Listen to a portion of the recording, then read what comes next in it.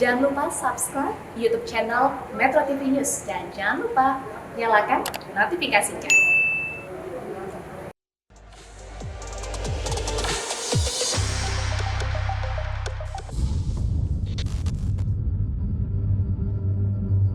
Ancaman krisis pangan dan juga ancaman krisis energi telah terjadi di semua negara. Situasi ini harus menjadi pemahaman kita bersama agar kita memiliki kepekaan yang sama.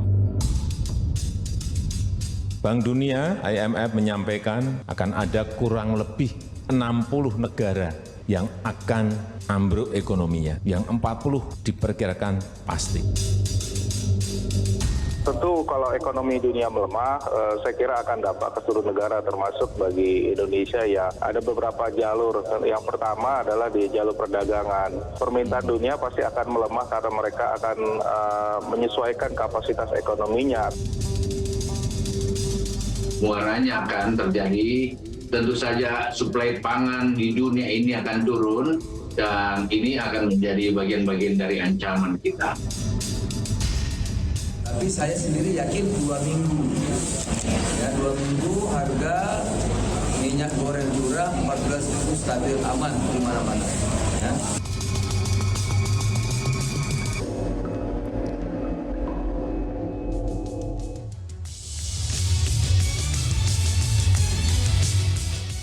Terima kasih pemirsa, masih bersama kami di Economic Challenges. Kalau bicara ketahanan pangan, saya ingin ke Pak Arief. BPN itu kan Badan Pangan Nasional, saya perpanjang, itu kan tugasnya juga menjaga pasokan dan harga ya. Kalau melihat harga-harga impor itu masih mahal seperti sekarang, prioritasnya apa BPN Pak? Ya seperti diskusi kita tadi di awal, ya ini kesempatan kita memproduksi dalam negeri untuk produk-produk yang bisa disubstitusi. Kemudian kalau kita tawarkan solusi, yang pertama kita harus bangun ekosistem. Ekosistem. Jadi ekosistem pertanian, ya, mulai dari hulu sampai ke hilir, end to end. Yeah. Nah, tadi baru diskusi dengan teman-teman di BUMN, ya, yang perlu kita sampaikan adalah kita mesti ada semacam control tower bersama. Ya. NFA atau National Food Agency, Badan Pangan Nasional, siap untuk mengkolaborasikan teman-teman ini. Control tower itu apa maksudnya? Jadi kita harus siapkan, misalnya lahan di mana, CPCL-nya Pak Mentan paham banget di mana, kemudian berapa pupuk yang diperlukan. Yeah. Nah di situ ada kita punya BUMN yang luar biasa. Oke. BUMN kita ini selama ini kurang diberdayakan. Jadi tadi diskusi di luar dengan Pak Andre, coba kita dorong berikan misalnya soft loan. Yeah. Besok saya mungkin bertemu dengan Dirjen Anggaran untuk bicarakan. Kalau memang berat untuk PMN, berikan soft loan. Oke. Soft loan, pembiayaan dengan bunga yang rendah, sehingga teman-teman di BUMN ini bisa berkarya gitu ya. Itu cepat tidak prosesnya Pak Arief? Karena kan kalau bicara perang sekarang, kemudian ancaman inflasi juga, ini kan kita berkejaran dengan waktu untuk menyediakan bahan pangan yang terus naik harganya nih. Itu cukup tidak waktunya yang Anda katakan tadi? Cukup. Cukup waktunya? Kita harus pilih mana-mana yang menjadi prioritas kita. Jadi yang 9 disebutkan dalam Perpres 66 2021 yang tadi Pak Mentan sampaikan, plus minyak goreng, ya, itu memang harus sudah di kita. Ya. Kemudian berikutnya lagi, BUMN ini harus menjadi lokomotif ekonomi nasional. Oke. Ya, jadi kita kembalikan lagi fungsi-fungsi yang ada. Diskusi di luar tadi seperti Bulog. Bulog hari ini baru satu aja, beras. Padahal Pak Mentan udah teriak-teriak, jagungku diambil gitu. Nah kemarin seminggu lalu, ya nggak 4-5 hari lalu, kita telusuri tuh. Ya, kan ada teman Dirjen Taman Pangan, ya, teman-teman juga sampaikan bahwa produksi jagung itu melimpah. Oke. Jadi kalau tadi disampaikan impor jagung, saya rasa kita nggak perlu impor jagung. Pak Mentan tuh tahan tuh. Jadi kita sering agak keras-kerasan ya. Tapi jagung ini ya produksinya sudah baik.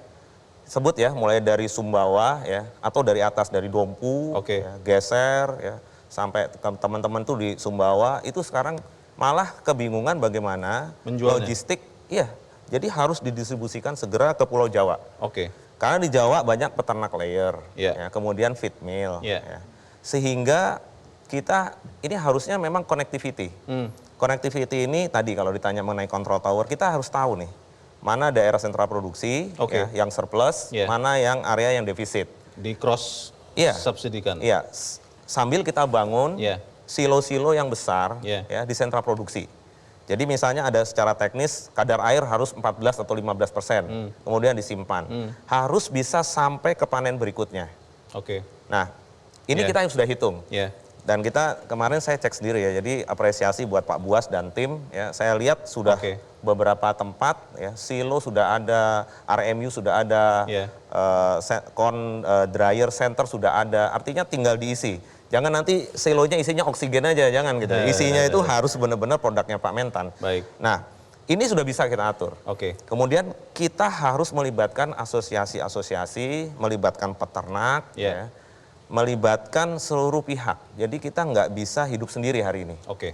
Ya, ini sangat penting. Kenapa harus kita sampaikan? Karena inklusivitas petani itu kunci sukses kita produksi. Baik. Kalau misalnya Pak Mentan sampaikan hari ini jagung ini dibeli dengan harga di atas 4.000 sampai dengan 5.000, itu artinya bagus untuk petani jagung dan otomatis mereka akan produksi. Hanya harus kita hitung lagi berapa untuk dibeli sama peternak ayam. Baik. Yang 50% lebih ada pakannya itu dari jagung. Nah, jadi ini harus sampai dengan dari ujung ke ujung ya? Iya, hilirnya. Kemudian ada satu lagi. Kita juga tidak boleh egois di hilir. Misalnya dengan harga telur hari ini 28.000. Kita selalu sampaikan dengan teman-teman Kementan, Kemendak bahwa ini harga yang benar. 28.000 tuh harga yang benar. Masa harga rokok sama harga telur lebih mahal rokok daripada telur? Artinya kita juga harus memberikan empati kita kepada peternak layer, memberikan empati kita kepada petani. Jadi jangan sampai ke depan ya peternaknya berhenti ya untuk memproduksi telur ayam, jangan juga nanti berhenti produksi di hulu tadi jagung atau beras. Mungkin demikian Mas Leonard. Terima kasih Pak Sarif. Mas Yose, kalau melihat ini kan sesuatu yang baik ya, kalau mendengar penjelasan dari Pak Menteri, dari Pak Kepala Badan. Tapi apa yang mungkin kita harus juga waspadai supaya tidak kita juga terkena sengat dari inflasi karena bahan pangan yang melonjak? Iya, betul. Saya pikir sangat penting sekali kita melihat itu semua karena harga pangan itu sendiri seperti sangat berpengaruh terhadap tingkat kemiskinan. Seperti tadi disampaikan bahwa bagian porsi konsumsi pangan itu udah meningkat. Pengeluaran rakyat sekarang separuhnya untuk beli bahan pangan. Sudah untuk bahan pangan. Dan untuk masyarakat kelas rendah, miskin yang 20% terbawah misalnya, itu bisa sampai 65% bahkan porsi pengeluarannya. Kita itu tadi adalah angka secara rata-rata ya. Jadi kita bisa lihat bagaimana kalau kenaikan sedikit saja dari harga ini itu akan membuat masyarakat itu menjadi lebih miskin lagi. Berarti harus subsidi ditingkatkan? Nah ini kita bisa lihat, kita harus antisipasi itu. Antisipasinya macam-macam. Subsidi saya pikir sangat penting, tetapi harus kita lihat bahwa subsidi itu bukan produknya. Jangan produk yang disubsidi. Yang disubsidi itu adalah manusianya. Orangnya ya? Orangnya. Ngapain kita mensubsidi produk? Ya, subsidi pada orangnya. Berikan bantuan bantuan langsung yang bisa meningkatkan daya beli. Jadi kalaupun harga meningkat, mereka tetap mempunyai daya beli yang juga meningkat. Presiden pernah mengeluh katanya pupuk disubsidi banyak tapi pupuknya hilang. Betul. Betul ya Pak Mentan? Oh tidak betul? Maksudnya begini. Sebentar Pak Yose, silakan Pak Menteri. Produktivitas kita khususnya yang terkena oleh pupuk subsidi itu meningkat. Dan dari data yang ada di Asia Tenggara, produktivitas per lahan per ton per hektar itu kita nomor 2. Yang di atas kita cuma Vietnam. Jadi pupuknya tidak hilang? Ya, tidak langka maksudnya? Kan begini, produktivitas itu tergantung dari pupuk. Jadi anakan dan kesuburan itu adalah intervensi pupuk. Jadi tidak ada yang hilang dibandingkan kalau kita tidak pupuk, ini bisa turun dan kita kehilangan ratusan triliun itu. Salah satu yang mungkin bisa dilakukan sebenarnya yang lebih efektif bukan memberikan subsidi kepada pupuk, tetapi subsidi kepada para petani. Petaninya yang diberikan subsidi supaya dia mampu membeli pupuk lebih banyak lagi. Tetapi saya pikir ada satu catatan penting bahwa ini kita bicara tentang supply. Ada masalah di dalam ketika kita bicara tentang pangan, itu bukan cuma supply dalam arti kata produksi, tetapi juga ketersediaan yang lebih luas sifatnya. Ya. Dan ini nggak bisa dilakukan dengan produksi, mempercepat produksi. Kita ini bukan dalam periode atau era kulturstelsel zaman Belanda dulu di mana bisa disuruh orang-orang untuk menanam segala macamnya. Kita ini sekarang sudah mempunyai pasar dan oleh karena itu kita salah satu cara yang bisa kita lakukan sekarang ini adalah membuka opsi seluas-luasnya, termasuk juga impor. Karena sekali lagi kalau stoknya nggak ada, ini jauh lebih berbahaya dibandingkan dengan harganya meningkat. Terima kasih. Mas Andre, singkat saja. Bicara pupuk sekali lagi, orang heboh tiap pupuk itu karena apa? RDKK itu 24 juta ton.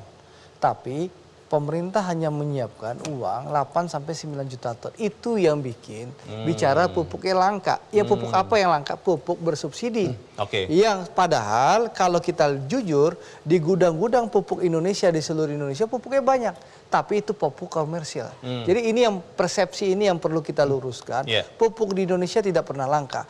Hanya kita keterbatasan anggaran untuk pupuk subsidi. Nah itu yang perlu kita pikirkan, disampaikan Bang Yose Rizal tadi.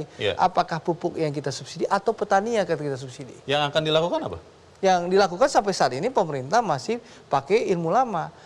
Menyediakan anggaran pupuk subsidi sekitar 8 juta sampai 9 juta. Padahal kebutuhan pupuk subsidi itu sesuai RDKK di beliau ini 24 juta ton. Makanya beliau sering diteror nih sama gubernur, sama bupati, wali kota, anggota DPR juga. Kalau dapilnya habis pupuk subsidinya, termasuk saya pelaku beliau, meneror beliau. Itu yang terjadi sehingga pupuk langka itu bukan karena pupuk tidak ada. Sekali lagi pupuk langka itu karena pupuk subsidi yang tidak ada. Jadi bukan langka, memang kurang ketersediaan. Kurang ketersediaan karena kurang anggaran juga Bang. Iya, tetapi tidak berarti pemerintah lepas tangan dengan itu.